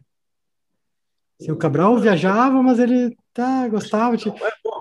Diplomata. Diplomata trabalha, né? Não, eles trabalham, assim, tem muita burocracia. Não, ele trabalhava, mas relatórios e tal, ele estava sempre muito doido, né? Assim, então tinha que dar uma descansada de vez em quando. Uma vez, acho que quando ele morava em Sevilha, que um médico aconselhou que ele fizesse alguma coisa, faz alguma atividade manual, assim, para tu parar de ficar tão perturbado. Aí ele decidiu editar livros, né? Comprou uma prensa em casa e ficou, aí fez lá, publicou Bandeira lá, Mafado Maluco. Então, enfim, ele de certa maneira foi sempre eu adoro o mau humor dele. Né? Eu também. Humor é sensacional. Ele sempre foi no fim das contas, ele sempre foi um trabalhador, assim, muito, muito empenhado com a poesia. Enfim, o poema diz o seguinte: difícil ser funcionário nesta segunda-feira. Eu te telefono, Carlos, pedindo conselho. Não é lá fora o dia que me deixa assim, cinemas, avenidas e outros não fazeres. É a dor das coisas, o luto desta mesa. É o regimento proibindo assovios, versos, flores. Eu nunca suspeitara tanta roupa preta, tampouco essas palavras funcionárias sem amor. Carlos, há uma máquina que nunca escreve cartas. Há uma garrafa de tinta que nunca bebeu álcool. E os arquivos, Carlos, as caixas de papel, túmulos para todos os tamanhos de meu corpo. Não me sinto correto de gravata de cor e na cabeça uma moça em forma de lembrança. Não encontro a palavra que diga a esses móveis. Se os pudesse encarar, fazer seu nojo meu. Carlos, dessa maneira, como colher a flor? Eu te telefono, Carlos, pedindo conselho. Esse poema está datado aqui de 29 de setembro de 1943. Então é praticamente contemporâneo àquele primeiro do poema do Drummond que eu li. O livro sai em 45. E aqui o Cabral tem 23 anos. Jovenzinho pedindo conselho para o Drummond, que é 20 anos mais velho. Lembrei de contar uma bobagem aqui só para dar uma dimensão do João Cabral, uma historinha bem conhecida. Uma vez ele estava, acho que na Suíça, uma coisa assim, né? Sabe aquela história dele com o Vinícius de Moraes, né? Sabe aquela história? A Víscera. Isso, né? Isso, cantando aquelas musiquinhas dele sobre o coração, amor, não sei o que e tal. E aí o João Cabral diz assim: ô Vinícius, essa tua poesia é boa, agora me diz uma coisa, tu não tem outra víscera para cantar que não seja o coração? Tipo, faz uma música pro fígado aí, entendeu? Pro pulmão. Pro fígado seria bem apropriado, hein? E foi nessa mesma época da Suíça que conta a filha do Cabral num documentário que ele conseguiu convencer o médico que a dor, as enxaquecas que ele tinha tinha uma causa física, e aí ele conseguiu que tirasse um nervo daqui, assim. E aí ele passou anos com esse lado aqui paralisado e obviamente continuou com as enxaquecas, né? Dóizinho ele, né? Tá, eu vou no meu saideiro, então. Eu pensei em ler um trecho aqui do livro do Léo Felipe, A Fantástica Fábrica de Chocolate, que conta a história do Garagem Hermética. Não sei se o Cardoso, tu foi frequentador da final, foi? Claro, imagina, os bailão do Cardoso Online eram todos lá. Ai, claro, bailão do Cardoso. Pô, bailão do Cardoso. Claro, tu também foi frequentador, né? Eu me lembro muito do bailão apocalíptico do Cardoso. Sim, foi quando o garagem foi vendido, exato. Não, tem um capítulo aí que eu escrevi nesse livro. Tem um capítulo que são depoimentos justamente dessa era, porque o garagem, na verdade, começou em 93, e os bailões são de 98, eu acho, o primeiro. Então tem 5 anos de histórias, e de repente lá no finalzinho tem a era dos jovens, porque eu, na época, era muito mais jovem que o Léo e que o Rick ali, e representava os visigodos chegando, as hordas, porque a gente era os jovens que estavam tomando conta, estava mudando o cenário das pessoas que estavam vindo ali. Então tem um capítulo todo do Cardoso Online, dos bailões e tal, que eu ajudei a escrever aí. Ah, tá. Não, eu peguei, assim, eu não lembro dessa, mas eu sabia que tinha essa ligação. Então, é um trabalho não convencional. Eram 3 caras que abriram um bar que foi bem famoso aqui em Porto Alegre, o Garagem Hermética, né? Ficava ali na Barros Cassal, alugaram um casarão caindo aos pedaços, e o bar ficou caindo aos pedaços durante, sei lá, durante o tempo em que ele existiu. E então, assim, eles não tinham nenhum método, não sabiam muito bem como fazer. O mais experiente deles era o Marcos, né, o mais velho também. E isso me faz lembrar também o Ocidente, que foi aberto assim por uma turma que também não tinha a menor ideia do que ia enfrentar, né, de trabalhar até de madrugada e ter que no outro dia, enfim, limpar e carregar o bar, né? Porque, enfim. Então, eu vou contar uma noite aqui, um trechinho em que ele conta um pouco dessa rotina, né? Uma das regras do Marcos, que é esse sócio mais velho que acabou brigando e saiu da sociedade, era aceita em consenso por nós. O responsável pela compra da bebida e pela limpeza do bar nunca trabalhava na noite anterior. Sacanagem ter que dormir tarde e ainda ser obrigado a acordar cedo para fazer compras e limpeza. Outras regras consensuais eram que, 1, a casa deveria ser examinada antes do bar ser fechado. 2, se não houvesse cerveja suficiente para a próxima noite, o dinheiro da compra deveria ficar no caixa. 3, o caixa ficaria sempre num esconderijo secreto em cima do forro do banheiro. Já é ótimo, né? Bom, foi numa manhã de sábado. Eu era o responsável pela limpeza e pela compra da bebida. Recém tinha aberto o cadeado do portão para entrar no bar, quando se aproximou pela lateral o nosso vizinho Gomes, dono do salão, homônimo e que provavelmente nos odiava. Vocês deixaram um cara trancado aí dentro essa noite. Como assim? Incrédulo. Eu abri o salão de manhã e escutei um barulho vindo aí de cima. Fui ver o que era e tinha esse cabeludo saindo de dentro do bar. Ele veio até o portão e disse que tinha ficado preso. Estava com cara de sono. Me perguntou se tinha alguma saída e eu falei que só pulando. E daí ele pulou. O Gomes ria do episódio e eu me perguntava se o Marcos, o responsável pela noite anterior, ou como tudo indicava, irresponsável, que já cometera a cagada fundamental de esquecer um bêbado trancado no bar, tinha escondido o dinheiro conforme o combinado ou também cagara espetacularmente, duplamente. A Kátia, porta da... Cara, tu viu esse Mais Que Perfeito? Cagada, professor! Eu nunca tinha visto esse verbo. Mais que perfeito, que maravilha! Cagada! E aqui foi tão fluiu, aqui eu me notei. Eu já estou... Abaixa o preconceito contra o Mais Que Perfeito, Kátia Santos. A porta da velha casa tinha sido arrombada de dentro para fora. Encontrei o caixa, uma velha caixa de ferramentas, jogada em cima do balcão, só com umas moedas dentro. A cagada viera acompanhada de advérbios, com certeza. Corri para o orelhão da esquina e liguei para o Ricardo. Meia hora depois ele apareceu no bar. Tinha falado com o Marcos, que tinha dito que eu era um ladrão mentiroso. Plagiador, talvez, e no máximo dissimulado, mas ladrão, mentiroso, jamais. Aí eu paro por aqui. A Fantástica Fábrica, do Léo Felipe. Aliás, eu não sei, o Léo está em São Paulo, ele está aí, tu tem relação com ele, Cardoso? Faz um tempinho que eu não vejo o Léo, mas ele está aqui por São Paulo, sim. Ele até morava meio perto aqui de casa, aqui no centro. Ele está envolvido com outras jogadas, assim, mais no mundo da arte e tal. Isso, da arte contemporânea, barará. Bem forte nisso, assim. Mas, cara, esse livro aí, quando eu vim para São Paulo, eu estava em contato muito direto com o Rodrigo Teixeira, né, que é produtor de cinema e tal, fez um monte de filme. E eu trouxe esse livro para ele e falei, cara, esse aqui é o nosso 24-Hour Party People. É maravilhoso esse livro, as histórias são todas... O livro é muito bem escrito, mas melhor que isso, as histórias são muito boas, os personagens são muito bons. Daria para filmar isso aí lindamente, seria um puta filme de entretenimento, assim. Eu li esse livro. Marca muito, né? Uma coisa muito específica que aconteceu. O problema é que é Porto Alegre, e aí Porto Alegre fica na periferia do Brasil, então o pessoal acaba fazendo vistas grossas, não dá tanta periferia, atenção. Rapaz, que história é essa de periferia? Não, mas tinha que ser uma produtora daqui, porque tem, né?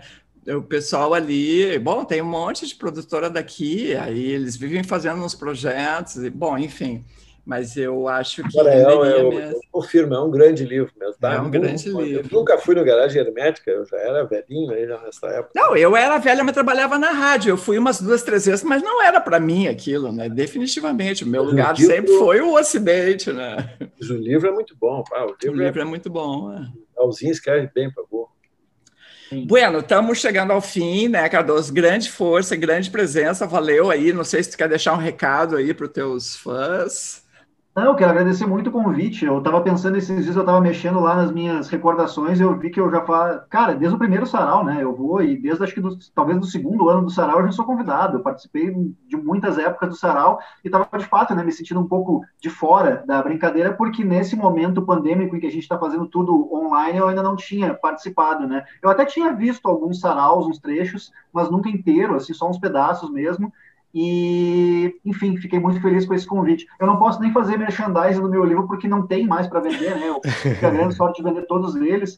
Claro, existe a versão digital ainda, se for no qualquer.org/sensual, ainda tem um link para comprar o e-book do Sensual Adulto por 20 crucrus, é baratinho. Mas, conversando bem, eu mando até de graça, porque eu não tenho interesse em ganhar dinheiro com isso, né? Eu tenho interesse em que as pessoas leiam mesmo e digam alguma coisa sobre o que eu escrevi, porque, como foi um livro que foi recusado por 9 editoras efusivamente, eu estava muito receoso de lançá-lo, né? Mas eu tive tanto retorno bom e uma coisa fantástica que eu tive uma renovação muito forte de leitor, porque eu achava que só os meus amigos, a galera mais velha, assim, dos 40 N+, iam comprar o meu livro. Mas apareceu um monte de gente nova, uma galera de 20 anos de idade, que tem outras referências, que tem outras visões de mundo, e eles, mesmo assim, gostaram do livro, escreveram falando coisas muito sensacionais sobre o livro, e eu não esperava isso mesmo. Eu não esperava que eu ia vender os livros tão rápido, e não esperava que eu ia ter leitores que não me conhecessem, pessoas jovens e novas aparecendo. Eu adorei esse teu público leitor velho de 40 anos. E que sobra para nós, Cátia Sama. Nós nem estamos mais aqui, né, professor? É que é um público que me lê há 20 anos. Estamos segurando a onda ainda. Estamos segurando. Mas é isso, então. Maravilha, muito obrigada, Cardoso. Vocês querem falar mais alguma coisa? Fischer, Diego? Não esqueçam daquela contribuição maneira lá do Pix, da conta corrente, bababá. Pensa assim, pô, se eu fosse no Ocidente eu ia gastar o Uber, o ingresso, mais 2 cervejas e tal. Pô, divide por 2, escorrega 1, vai 3, pá. Bota um Pix aí para o Sarau Elétrico. Bota um Pix para a galera aí, vou deixar aqui na tela. Acabei de lembrar da imagem do Cardoso pilchado num sarau era um sarau gauchesco perto do 20 de setembro. Foi no 20 de setembro, sim. Foi no próprio 20 de setembro. E eu falei, não, tem que ir pilchado, assim, e ele foi. Essa cara de gaúcho que ele tem aí, né? Total. Bueno, então era isso, queria agradecer a todos e semana que vem é carnaval, mas estaremos aqui, mas que calor, como é que é? Calor, a pessoa não sabe nem a marchinha, pelo amor de Deus. Não, então é isso, a gente vai ter agora uma canja muito bacana do Rafa Rodrigues, que é músico, arranjador, toca desde os 12 anos, tocou cavaquinho e violão com um conjunto de choro, ele participou, isso aqui eu adorei do currículo, ele fez parte da ala infanto-juvenil de cavaquinho da Imperadores do Samba. Participou do... o Odomodê, Bloco Afro-Sul, Odomodê, Turucutá, ele atuou como músico e arranjador em vários duos e trabalhou como arranjador e produtor com todos os músicos de Porto Alegre, Rick Gomes, Gelson Oliveira, Camila Toledo, Tonho Croco, Nani Medeiros e, bom, enfim. E é ele que vai fazer, então, a nossa cancha de hoje. Então, senhoras e senhores, Rafa Rodrigues, a gente se fala semana que vem.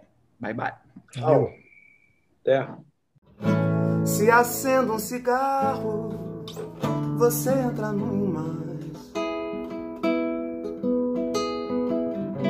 e escrevi um bilhete, você riscou no verso, manchas pra me torturar quando lembrar que naquele dia e na semana passada sei disse adeus. Também tenho direito, pois estou vivendo. Passo a semana inteira evitando intrigas e intrigas. Guarde bem o seu carro e responda ao bilhete com educação. Hoje não tem história, você passou. Eu acendo cigarro, pois estou sozinho. Hoje não digo meu verso, pois estou calado. Ignore o passado, não encare o meu rosto, mas responda ao bilhete por educação. Mas responda ao bilhete, responda ao bilhete, responda ao bilhete com educação. Responda o bilhete, responda o bilhete, responda o bilhete com educação. Responda o bilhete, responda o bilhete, responda o bilhete por educação.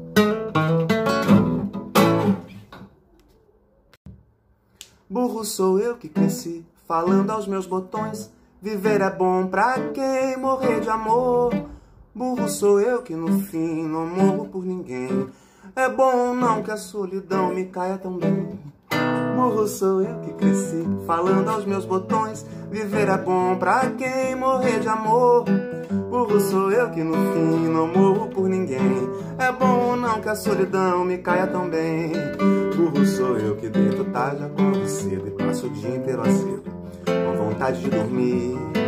Burro sou eu que aonde for chego atrasado e levo um papo tão furado que ninguém merece ouvir.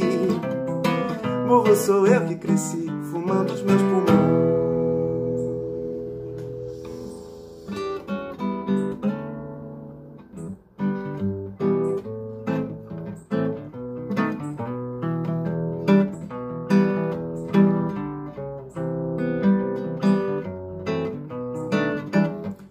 Burro sou eu que entreguei os dedos e os anéis, o mundo é dó pra quem procura o si.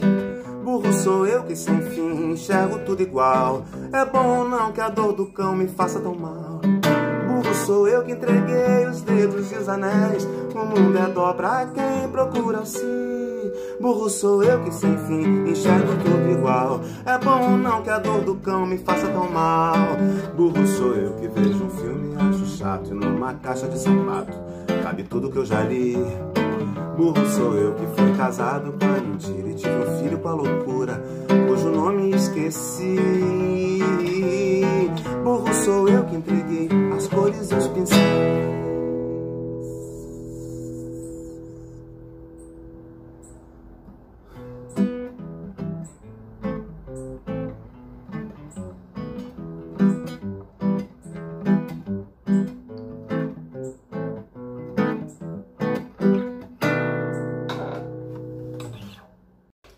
Bom, gente, primeiro, muito obrigado a Kátia, o pessoal do Sarau, pelo convite.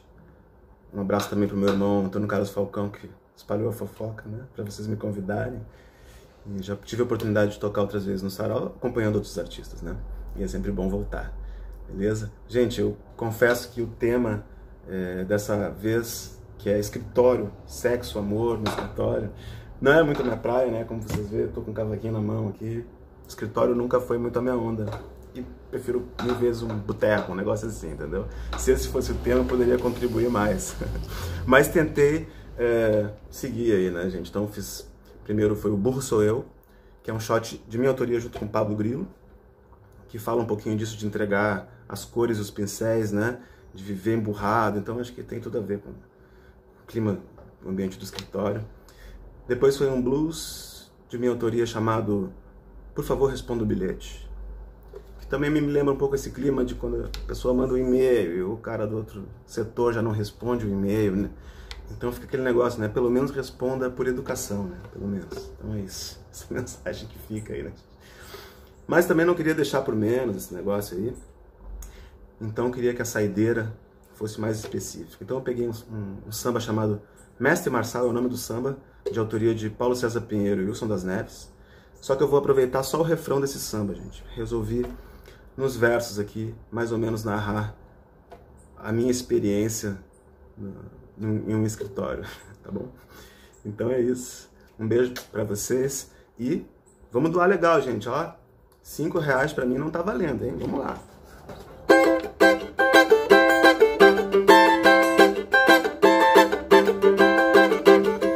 Se alguém me bancar, eu sei me vestir. Só me falta roupa, ai, ai, ai. Só me falta roubar. Se alguém me bancar, eu sei me vestir. Só me falta roupa, ai, ai, ai. Só me falta roubar. Eu, ao invés de sambista, um dia estudei pra ser comentarista. Pra passar fome metido, a Miriam Leitão confrontando o analista. Quando eu olho pro passado, vejo que estava tão equivocado. Se é pra vender pro diabo, eu quero honorários de advogado. Se alguém me bancar, eu sei me vestir. Só me falta roupa, ai, ai, ai. Só me falta roubar. Se alguém me bancar, eu sei me vestir. Só me falta roupa, ai, ai, ai. Só me falta roubar. Peguei um terno emprestado, sapato lustrado e um suspensório pra uma entrevista de emprego, minha vez primeira em um escritório. Se eles não me contratarem, em vez de repórter eu viro artista. Uma vez vi um mendigo dando um trocado pra um jornalista. Se alguém me bancar, eu sei me vestir. Só me falta roupa, ai, ai, ai. Só me falta roubar. Se alguém me bancar, eu sei me vestir. Eu sei me vestir. Só me falta roupa, ai, ai, ai. Só me falta roubar. O 99 bugou, cheguei atrasado na minha consulta. O meu caso é complicado, estou infestado pela norma culta. Se não chegaste vacina, nossa medicina largarei de mão. Tratamento alternativo, cloroquina e pancadão. Se alguém me bancar, eu sei me vestir, eu sei me vestir. Só me falta roupa, ai, ai, ai. Só me falta roubar. Se alguém me bancar, eu sei me vestir. Só me falta roupa, ai, ai. Só me falta. Eu agradeço o carinho, mas só o afeto não enche a barriga. R$2,50, se vem de miserinha, Deus logo castiga. Quando foi o Ney Lisboa, eu sei que vocês ajudaram legal. Até mesmo o Paulo Guedes tem mais consciência social.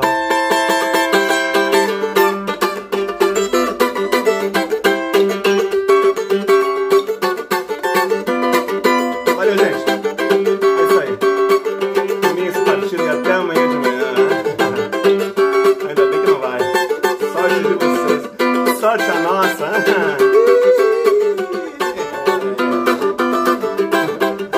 Se alguém me bancar, eu sei me vestir, eu sei me vestir. Só me falta roupa, ai, ai. Só me falta roubar. Se alguém me roubar, eu sei. Só me falta roupa, ai, ai. Só me falta roubar.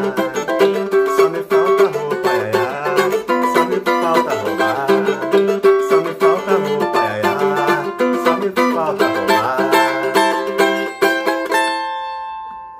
Valeu!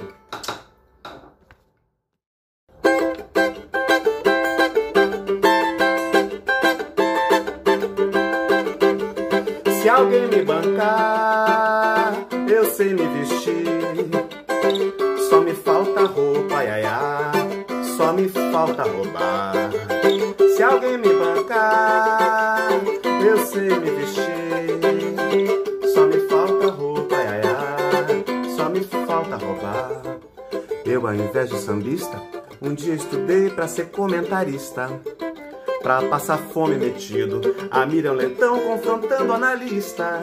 Quando eu olho pro passado, vejo que estava tão equivocado. Se é pra vender pro diabo, eu quero honorários de advogado. Se alguém